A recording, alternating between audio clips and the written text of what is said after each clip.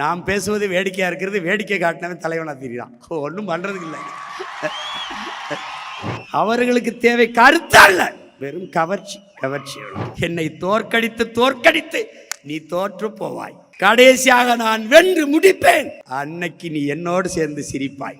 அப்துல் கலாம் அவர்கள் சொன்னதுதான், உன்னால் முடியும் வரை போராடு என்பதல்ல, நினைத்தது முடியும் வரை போராடு. இன்றைக்கே படிக்க கல்வி இல்லை, படித்தா வேலை இல்லை, குடிக்க நீர் இல்லை, சுவாசிக்க காற்று இல்லை. நாம் சொல்லுகிற அரசியல் அவர்களுக்கு தெரிய வர குறைந்தது இன்னும் 1/4 நூற்றாண்டுக்கு மேலே ஆகும். அவர்களுக்கு நம்ம என்ன சொல்கிறோம்னு தெரியும். நாம் பேசுவது வேடிக்கையாக இருக்கிறது, வேடிக்கை காட்டினவன் தலைவனாக தெரியுறான். ஒன்றும் பண்ணுறதுக்கு இல்லை.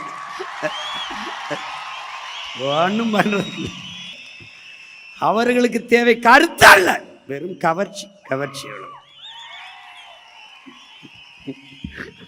யார் வேட்பாளர்னு தெரியாது, என்ன சொல்கிறான்னு தெரியாது, அவன் வேலை செஞ்சாலும் தெரியாது, எதுக்கு போடுறோம் ஏன் போடுறோம்னு போட்டு கடைசியாக வென்றவர் இவர் தான் வேட்பாளரா? விளங்கிரும்டா நாடு, டே விளங்கிரும்டா.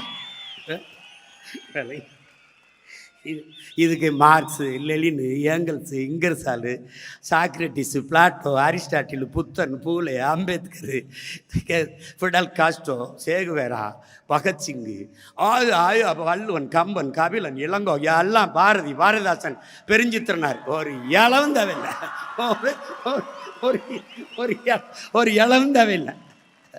ஒரு இளவும் தேவையில்லை, ஒரே இளவும் தேவையில்லை.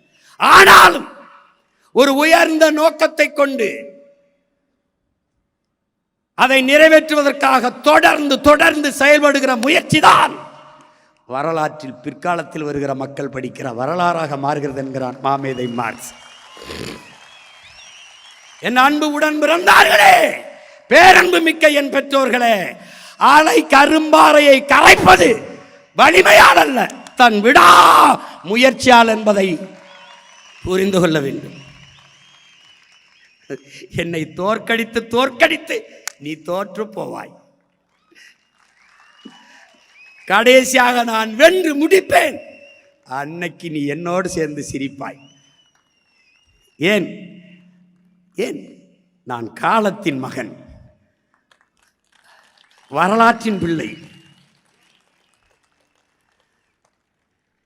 சிதைந்து அழிந்து கொண்டிருக்கிற தமிழ் தேசிய மக்கள் பாதுகாப்பாக வாழ்வதற்கு போராடித்தான் ஆக வேண்டும் என்ற நிலைக்கு தள்ளப்பட்டு விட்டார்கள்.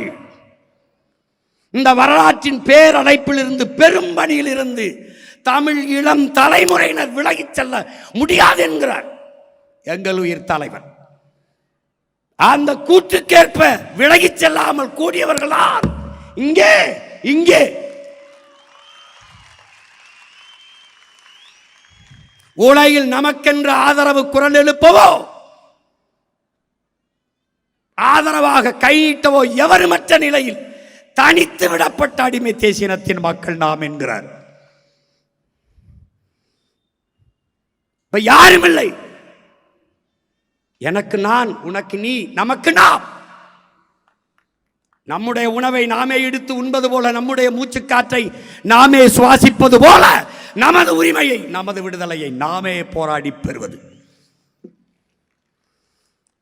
அதை நிறுவி காட்டினான் நம்முடைய தலைவன். எந்த இராணுவத்திடம் படை உதவி கேட்கல.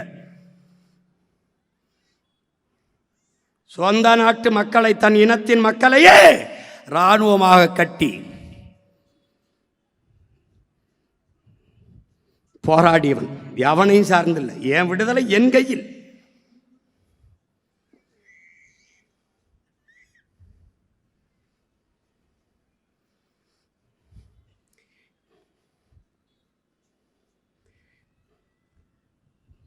நமக்கு ஏன் விடுதலை தேவைப்படுகிறது? எதற்கு நமக்கு அதிகாரம் தேவைப்படுகிறது? எதற்காக நமது முன்னவர்கள் போராடினார்கள்? நமது மாவீரர்கள் எதற்கு இத்தனை ஆயிரம் பேர் உயிரை கொடுத்தார்கள்?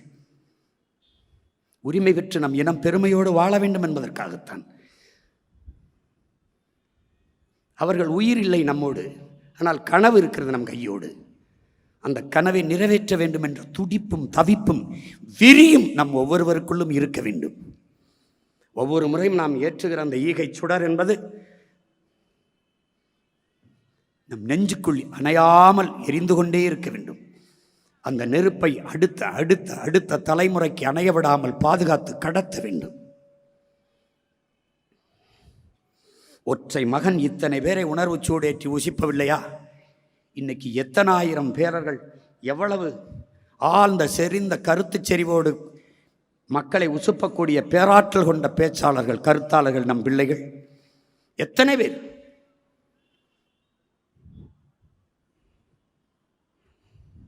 எத்தனை பேர். இறுதியாக போர் முடிவதற்கு சற்று முன்பு தலைவர் சொன்ன வார்த்தை, பற்ற வைத்து விட்டோம், அது எரியும் என்கிறார். அவர் பற்ற வைத்து விட்டார், எரிகிறது.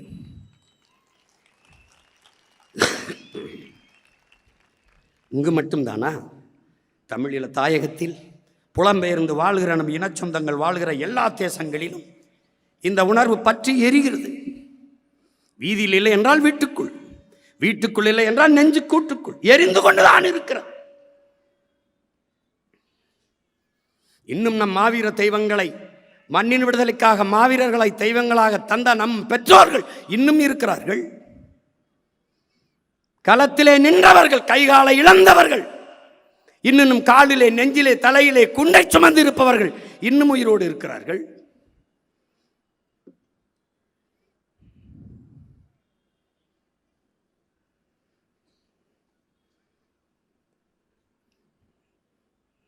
அதனால் நீங்கள் சோம்பலும் ஓய்வும் சமமாகிவிடும்.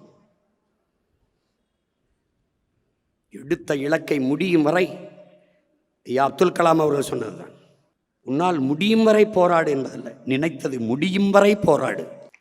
முடிய வரை போராட இல்ல, நாம் நினைப்பதை முடிக்கிற வரை போராட வேண்டும். இந்த நிலையை நம் பிள்ளைகளுக்கு விட்டு விட்டு செல்ல போகிறோமா? ஈழ மண்ணிலே பயணித்து போகிறது சிறு சிறு பதாகைகள், சின்ன சின்ன குழந்தைகள் கேட்பது போல எழுதி வைக்கப்பட்டிருக்கும். என் உடன் பிறந்தார்களே, என் அக்கா, என் அண்ணா, இந்த போரை எங்களுக்கும் கையளிக்கப் போகிறீர்களா என்று கேட்பது போல, ஏக்கத்தோட பிஞ்சு குழந்தைகள் பார்த்து கேட்பது போல எழுதி வைக்கப்பட்டிருக்கும். ஏன்? நாமே வென்று முடித்து விடுதலை பெற்ற நாட்டை நம் அடுத்த தலைமுறைக்கு ஒப்படைக்க வேண்டும் என்கிற உறுதியை ஒவ்வொரு வீரனுக்கும் தர வேண்டும் என்பதற்காக. அதேதான் உங்கள் மகன் உங்களிடத்திலே சொல்கிறேன். உங்கள் உடன் பிறந்தவன் இன்றைக்கே படிக்க கல்வி இல்லை, படித்தா வேலை இல்லை, குடிக்க நீர் இல்லை, சுவாசிக்க காற்று இல்லை, நஞ்சில்லாத உணவில்லை, பிறக்கிற குழந்தை புற்றுநோயோடு.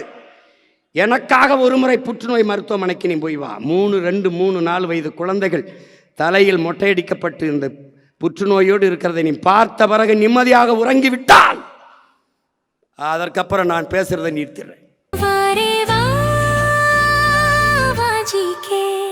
Dr. Srivarma's Magicare, his wellness for her happiness.